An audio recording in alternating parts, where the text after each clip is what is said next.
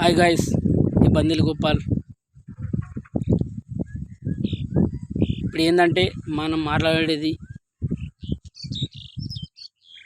మన పేదల పక్షాన, రైతులందరికీ, మన రైతు బిడ్డలకు మంచి స్కూళ్ళల్లో, మంచి కాలేజీలల్లో మంచి సీట్లు దొరకాలి. సీట్లు రావాలకు మంచిగా చదివించుకోవాలి.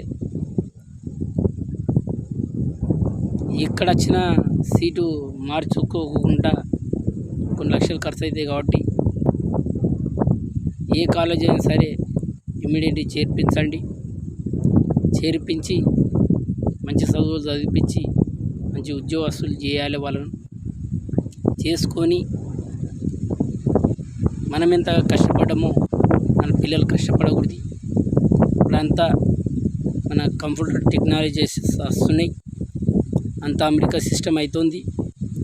ఒకసారి హైదరాబాద్ పోయి చూస్తే మనకు తెలుస్తుంది మనం ఏడున్నాము, హైదరాబాద్ ఏ విధంగా ఉన్నది అనే దానికి నిదర్శనమే ఇది.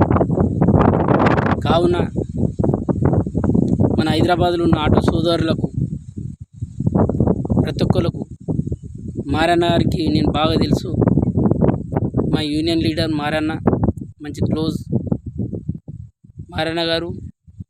నేను ఇక్కడ మెదక్ డిస్ట్రిక్ట్ నుంచి నేను మాట్లాడుతున్నా.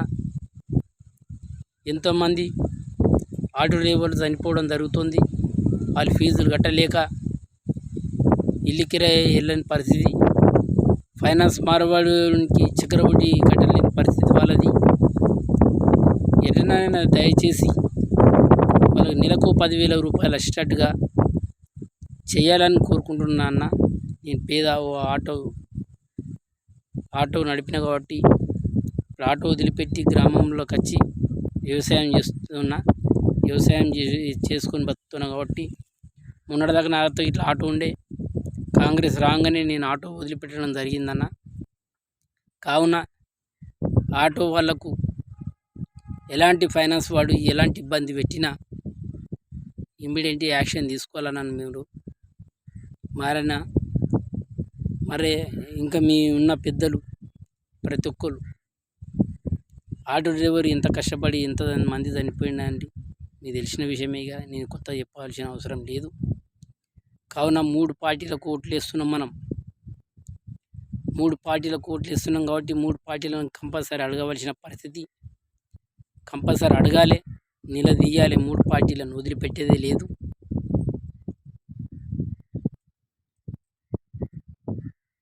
ఎక్కలేని ఫైన్లు ఇట్లా వేస్తురంట. ఆడి పోలీసుడు ఏ మూలకుండి తీసేది తెలియదు. ఫైన్ కొట్టేది, ఆ ఫైన్ కొట్టడం కన్నా వీనమైన బతుకైంది. ఆ ఫైన్ కొట్టుడన నయం ఇంకా ఒకడికి. కావున మారన్న గారికి దయచేసి చెప్తున్నా. పాపం చాలామంది ఆటో వాళ్ళు చాలామంది చనిపోవడం జరుగుతుంది. పాపం వాళ్ళు ఏమి కట్టలేని పరిస్థితులు ఉన్నారు. వాళ్ళకు ఆఖరికి గ్యాస్ పైసలు వెళ్తలేవు, ఆఖరికి రెంట్ కట్టడానికి ఇల్లుకు పైసలు వెళ్తలేవు. ఇక బియ్యానికి దానికి దీనికి కొంత ఫ్యామిలీ ఇట్లా వెళ్ళిపోవడం జరిగింది కొట్లాడి. చాలామంది ఫ్యామిలీలను నేను చూసిన.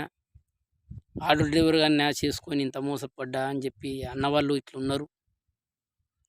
ఎందుకంటే నడిచిన రోజులేమో మంచిగా తిన్నారు, తాగిర్రు, చేసిర్రు ఊళ్ళమైన.